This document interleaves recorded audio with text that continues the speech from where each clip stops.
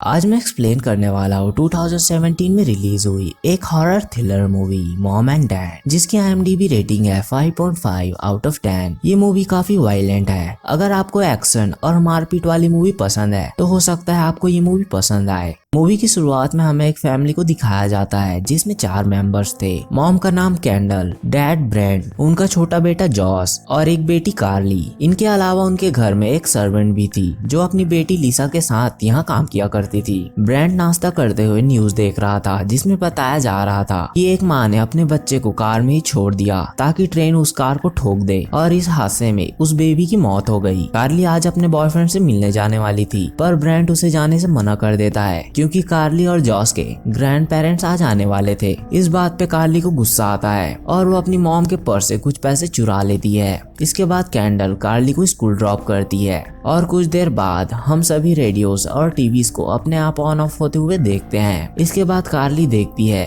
कि स्कूल के बाहर पुलिस इकट्ठा हो रही है और जब सभी बच्चे स्कूल से बाहर आते हैं तो उन सभी बच्चों के पेरेंट्स स्कूल के गेट के बाहर उनका वेट कर रहे होते हैं, उन्हें अपने साथ ले जाने के लिए नहीं बल्कि उन्हें जान से मारने के लिए। ये बात हमें तब पता चलती है जब एक बच्चा स्कूल का गेट क्रॉस कर देता है। उसके बाद उसकी मॉम उसे मार देती है। ये देखकर सभी बच्चे काफी डर जाते हैं और उनके बीच भगदड़ मच जाती है। जो पुलिस थी वो पेरेंट्स को कंट्रोल करने की कोशिश कर रहे थे पर सभी पेरेंट्स स्कूल का गेट तोड़कर अंदर घुस जाते हैं और अपने अपने बच्चों को पकड़कर उन्हें दर्दनाक तरह से मारने लगते हैं। वो सभी पेरेंट्स ऐसे इसलिए कर रहे थे क्योंकि अचानक से यहाँ पर एक अजीब सी डिसीज फैल गई जिसके कारण सभी पेरेंट्स अपने अपने बच्चों को मारने की कोशिश करने लगे। वहीं दूसरी ओर हम उसी कुक को देखते हैं जो अपनी बेटी लिसा को मार देती है। जॉस भी यहीं पर होता है और वो ये सब देखकर काफी डर जाता है और खुद को प्रोटेक्ट करने के लिए कमरे में घुसकर डोर को लॉक कर देता है। दूसरी तरफ हमें कार्ली के बॉयफ्रेंड को दिखाया जाता है जो अपने घर आता है जहाँ पर उसके डैड भी खतरनाक हो चुके थे और वो एक वाइन की बोतल को तोड़कर उसे अपने बेटे को मारने की कोशिश करने लगते हैं। पर उसी दौरान गलती से वो फिसल कर नीचे गिरते हैं जिसके कारण वो कांच का बोतल उनकी बॉडी में घुस जाता है और वो मारे जाते हैं। डेमन भी समझ नहीं पा रहा कि आखिर ये सब क्या हो रहा है। फिर कार्ली अपने फ्रेंड राइली के घर जाती है जहाँ पर न्यूज में बताया जा रहा था कि एक अननोन बीमारी की वजह से सभी पेरेंट्स अपने ये बच्चों को मारने की कोशिश कर रहे हैं। इसलिए न्यूज में सभी बच्चों को सलाह दी जाती है कि वो अपने आप को किसी सेफ जगह पर छुपा दे। वहीं दूसरी ओर हम कैंडल को देखते हैं जो कि एक डिलीवरी करा रही थी क्योंकि वो डॉक्टर थी और जैसे ही उस लेडी की डिलीवरी कंप्लीट होती है वो अपने बच्चे को दबाकर मारने की कोशिश करने लगती है। ये देखकर कैंडल उसे ऐसा करने से रोक लेती है। वहीं दूसरी ओर कार्ली का बॉयफ्रेंड डेमन कार्ली से मिलता है और उसे बताता है कि सभी पेरेंट्स अपने ही बच्चों को मारने पे तुले हैं, इसलिए हमें जॉस को बचाना होगा। इसलिए वो दोनों कार्ली के घर की ओर निकल जाते हैं। हॉस्पिटल में वो सभी पेरेंट्स अपने न्यूबॉर्न बेबी को देख रहे थे कि कब उन्हें बाहर लाया जाए और हम उन्हें मार सके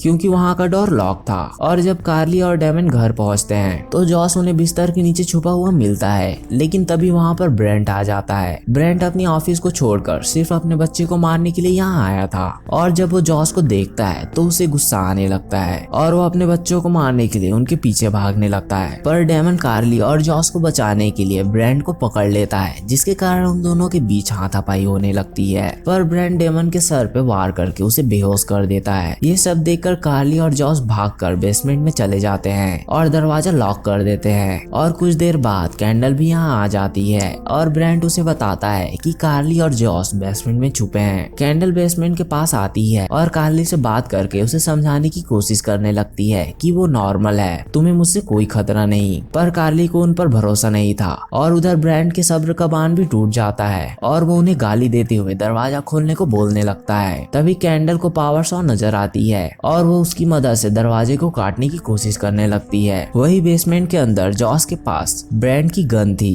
जिसे उसने अपने आप को प्रोटेक्ट करने के लिए रख लिया था और कैंडल दरवाजे के लॉक को काटने ही वाली होती है। तभी जॉस उसे गन से शूट कर देता है जो कि कैंडल के हाथ में लगती है, इसलिए कैंडल पीछे हट जाती है और ब्रेंट कैंडल के हाथों पे पट्टी बांधता है और उसे एक आइडिया आता है कि वो बेसमेंट के अंदर गैस को छोड़ देंगे जिसके कारण वो दोनों दम घुटने के कारण खुद ही बाहर आ जाएंगे और वो दोनों मिलकर बेसमेंट में गैस की पाइप को घुसा देते हैं और गैस चालू कर देते हैं। पर कार्ली उन्हें ये करते हुए देख लेती है, इसलिए वो तुरंत यहाँ से बाहर निकलने के लिए कोई दूसरा रास्ता ढूंढने लगती है और उसे वहाँ से बाहर आने वाली एक पाइप नजर आती है जिसके थ्रू वो बाहर निकल सकते थे, पर वो बाहर निकलने से पहले दरवाजे पे मैच बॉक्स की स्टिक को टेप से चिपका देती है ताकि जब ब्रेंट और कैंडल जब दरवाजे को खोले तो वो माचिस जल जाए। और इसके बाद कार्ली जॉस को लेकर वहाँ से निकल जाती है। ठीक इसके बाद ही ब्रेंट दरवाजे का लॉक तोड़ देता है और जैसे ही वो दरवाजे को ओपन करता है वैसे ही एक विस्फोट होता है जिसमें ब्रेंट और कैंडल को काफी चोट आती है, पर वो दोनों अभी भी जिंदा थे। वहीं दूसरी ओर कार्ली और जॉस उस पाइप की मदद से दूसरे कमरे में जाते हैं। उस समय तक डेमन को भी होश आ चुका था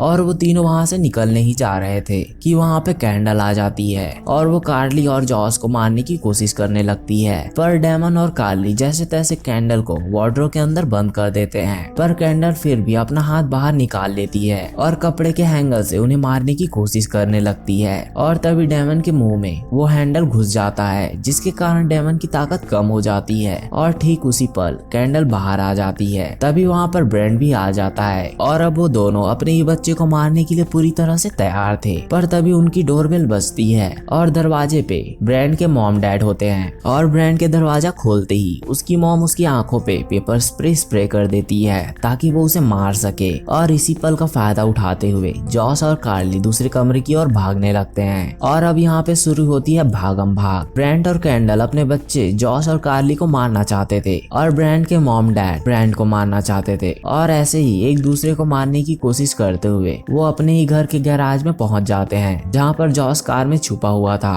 और ब्रेंट की नजर जब जॉस पे पड़ती है तो वो उसे मारने के लिए कार में घुसने लगता है। तभी वहाँ पर ब्रेंट के डैड आ जाते हैं और ब्रेंट के पैरों पर चाकू से वार करने लगते हैं और ऐसा करते हुए वो भी कार के अंदर घुस जाते हैं। जॉस उस समय तक कार से बाहर आ चुका था और ब्रेंट और उसके पिता के बीच कार के अंदर ही लड़ाई होने लगती है। वहीं दूसरी ओर ब्रेंट की मॉम कैंडल को मारने की कोशिश कर रही थी और वो दोनों भी लड़ते लड़ते गैराज के बाहर आ जाते हैं। ब्रेंट और उसके डैड की लड़ाई के बीच कार ऑन हो जाती है और आगे पीछे ठुकने लगती है। तभी अचानक से ब्रेंट का पैर कार के एक्सीलेटर पर पड़ता है जिसके कारण कार गैराज के दरवाजे को तोड़ते हुए बाहर आती है जहाँ पर ब्रेंट की मॉम थी और उसकी मॉम की टक्कर कार से हो जाती है और उसके डैड भी नीचे गिरकर मारे जाते हैं और इस सब की वजह से ब्रेंट भी कार के अंदर ही बेहोश हो जाता है। और उधर कैंडल फिर से कार्ली को मारने के लिए आगे बढ़ती है। तभी वहाँ पर डेमन आ जाता है जो कैंडल को मारकर बेहोश कर देता है और जब कैंडल और ब्रेंट को होश आता है तो वो देखते हैं कि वो दोनों बंधे हुए हैं और वो दोनों नाटक करने लगते हैं कि वो पूरी तरह से ठीक हो चुके हैं, पर किसी को भी उन पर भरोसा नहीं था जिसके कारण ब्रेंट फिर से अग्रेसिव हो जाता है। पर उन दोनों के बंधे होने के कारण फिलहाल तो कार्ली जॉस और डेमन सेफ थे। अब शायद वो पुलिस को कॉल करेंगे क्योंकि ये बीमारी सिर्फ उन लोगों को हो रही थी जिनके बच्चे थे। और इसी के साथ ये मूवी खत्म होती है। ये मूवी काफी वायलेंट और अजीब थी।